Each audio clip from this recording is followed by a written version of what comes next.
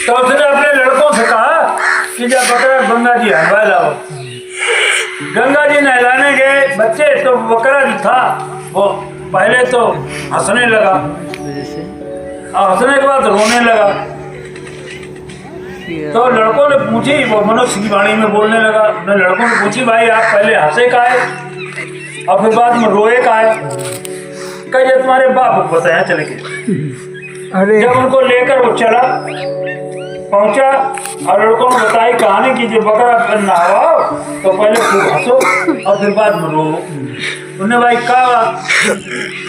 कहे हम कमो बल चढ़ाए थे ऐसे ही बकरा, हमने भी ऐसे ही बकरा की बल चढ़ाई थी और मेरी 499 बार गर्दन कट चुकी है। यानी ब्याज देखो कितना तगड़ो, यानी एक काटो तो और उसकी वजह से कि मेरी 499 बार गर्दन कट चुकी है और आज हमारी मुक्ति होम गति, इसलिए हम खुश हैं कि आज हमारी जब 500 बार कट जाए फिर हम जा से हम हमारी मुक्ति हो जाए।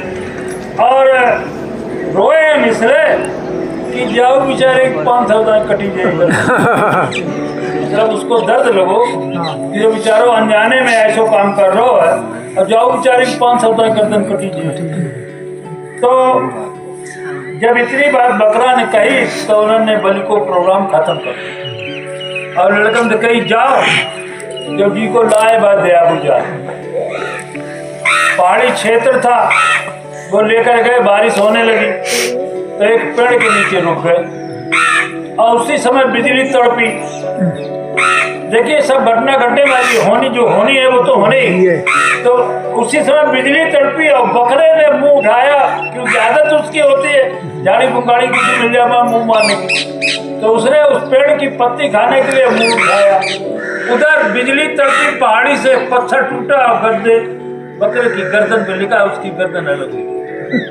उसकी तो मुक्ति होने थी और वे बच गए तो बल चढ़ा जाते। तो काल क्या ब्याज बहुत तगड़ा पड़ता है, इतना तुम्हारे गांव बैंक नहीं पड़ता, इतना तगड़ो ब्याज पड़ता। और ये दयाल है, ये उस ब्याज केवल इन्हीं के पास पावर है वो माफी कराने, संतों के पास, इसके अलावा किसी के पास ब्याज, यानी काल खुद ब्याज नहीं माफ कर सकता है। प्रभाव तो कम कर सकता है लेकिन माफ नहीं कर सकता है। जब भगवान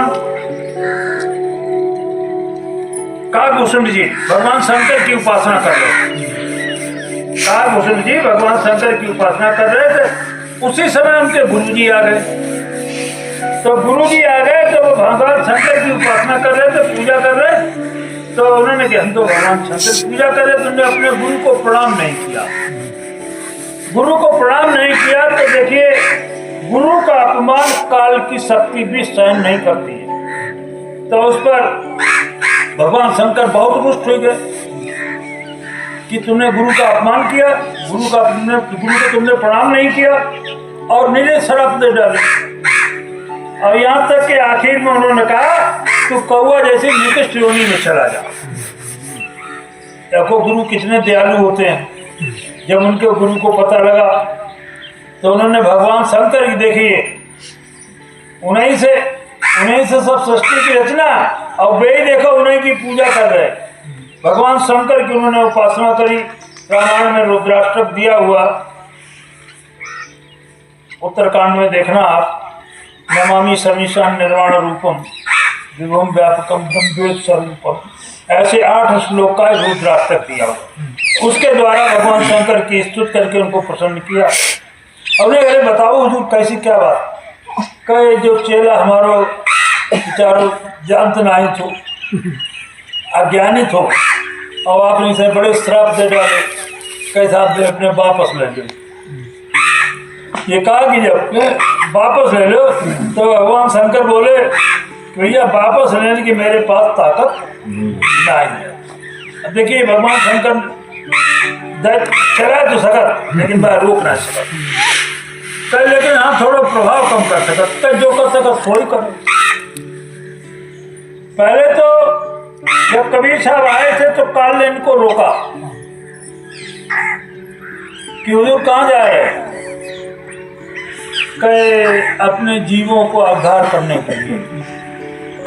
तो कथा एक मेरी प्रार्थना सुन लो, कहा बताओ आप सतयुग त्रेता द्वापर में न जाइयो, ये तीन युग हमारे लिए छोड़ दो, कलयुग में आप चले जाइयो।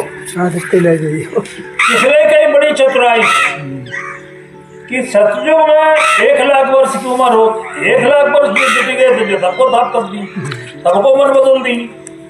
53 में 10,000 वर्ष की उम्र तो बहुत टाइम मिल जाता। अब द्वापर में 1,000 वर्ष की उम्र, उन्हें तो समय कुल 1,000 वर्ष हो। कलयुग में 100 साल की उम्र, बिरले कोई ऐसे हैं जो 100 साल में पहुंचे ना, 60, 70, 80 स्वाहा हो जाए। आज अखबार में तो जापान की एक महिला जो पूरे जापान में सबसे ज्यादा बुजुर्ग थी, 116 साल की उम्र होके खत्म हुई। तो ये मतलब कहने का मनुष्य की उम्र जो है 100 साल की, और 100 साल में हर कोई पहुंचता नहीं। तो हमने जो थोड़ो समय जल्दी समझा नहीं पाए, थोड़ो समय जल्दी समझा नहीं पाए, लेकिन जब तो उनकी मौत समझाने के लिए उन्होंने क्रम बना दिया। कबीर साहब आए, उनके बाद फिर दूसरे संत आए, फिर तीसरे आए, चौथे आए, यानी 700 वर्षों में अब तक 40-45 संत महात्मा आ चुके हैं ऐसे, जिन्होंने भक्त का नाम जगाया और जीवों का उद्धार किया। तो ऐसे इस कलकाल में थोड़ा समय दिया गया, तो इसलिए कबीर साहब ने तो 7 जन्मों का ठेका लिया था। कबीर साहब ने 7 जन्मों का ठेका लिया था, लेकिन उसमें सब खड़े ना होते, जो खड़े होते तो बाई को उद्धार हो, मैं सबको उद्धार नहीं। गुरु महाराज कह रहे थे सत्संग मंच से कि यहाँ कबीर साहब के जमाने के लोग भी अभी भी इस मैदान में पड़े हुए। अब भक्त गुरु की जरूरत जा रहे हैं, आप उसी को लिख दीजिए। जाओ अजय दुद्धा बैठे घर के बड़े बुजुर्ग हैं, ये अपने समय समय में अपने जाएगा। तो गुरु महाराज ने ऐसे संत महात्मा, सबसे पहले संत कबीर साहब आए और कबीर साहब ने वो ज्ञान दिया ऊपर का।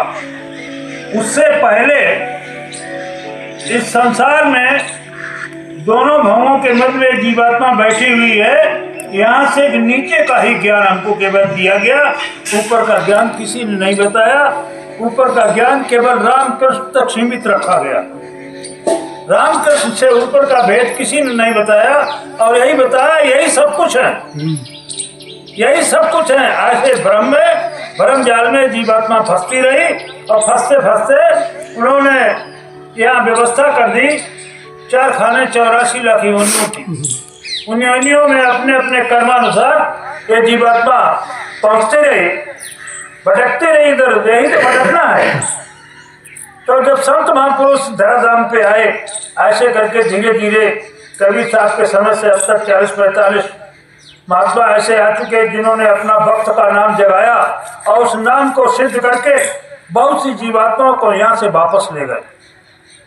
इसी क्रम में हमारे गुरु महाराज इस धराधाम पे आए और इतनी बड़ी पावर लेकर आए। कबीर साहब ने तो केवल रास्ता खोला, व्यवस्थाएं बताई, और उसके बाद संत रविदास जी आए। उन्होंने कहा मैं तो जमीन तैयार करने आया हूँ, लोगों के लिए जमीन तैयार करने आया हूँ। उसके बाद संत बराबर आते रहे, तो ऐसे संत फकीर बाबा जय गुरुदेव की तरह अभी तक न कोई आया है, और आगे आने की संभावना भी कम है। नहीं की तो नहीं कही जा सकती, क्या ही शक्ति बनती है, लेकिन कम है ऐसे संत। क्योंकि कबीर साहब ने कहा था, उन्होंने भी शाकाहारी का प्रचार किया था, और तिलवर मच्छी खाए के कोट गऊ दे दान, और काशी करबन डे मरे तो नरक निदान। लेकिन हमारे गुरु महाराज इतना माफी का भंडार लेकर आए, इतना बड़ा माफी का भंडार लेकर आए। उन्होंने कहा माफ नहीं करूंगा तो आपको ले कैसे जाऊंगा। तो इतना बड़ा माफी का भंडार, और बताया कि यहाँ हर मंडल के जीव हैं, भूत प्रेतन को पूजन वाले मिल रहे हैं, रिद्धियन सिद्धियन के लिए देवीन की पूजा करने वाले, ब्रह्मा की कोई करते है, कोई विष्णु की करते, कोई शंकर की करते है, और देवी देवता बहुत से हैं जिनकी पूजा करते हैं। हर तरह के लोग यहाँ हर मंडल के जीव मिल जाएंगे, ईश्वर के लोग को भी मिल जाएंगे, ब्रह्म लोक के भी मिल जाएंगे, लेकिन ब्रह्म लोक से आगे के जीव यहाँ नहीं मिल पाते हैं। जितने देखिए विश्वामित्र, वशिष्ठ जी, वाल्मीकि जी, ये ब्रह्मलोक तक गए, इनकी पहुंच ब्रह्मलोक तक थी, इसके आगे की नहीं। लेकिन हमारे संत सतपुर पकड़ संत में सबसे पहले कबीर साहब आए सचखंड से, और उसके बाद और भी लोग आते रहे, तो उसमें सबसे ज्यादा परम संत बाबा जय गुरुदेव जी महाराज। जय गुरुदेव।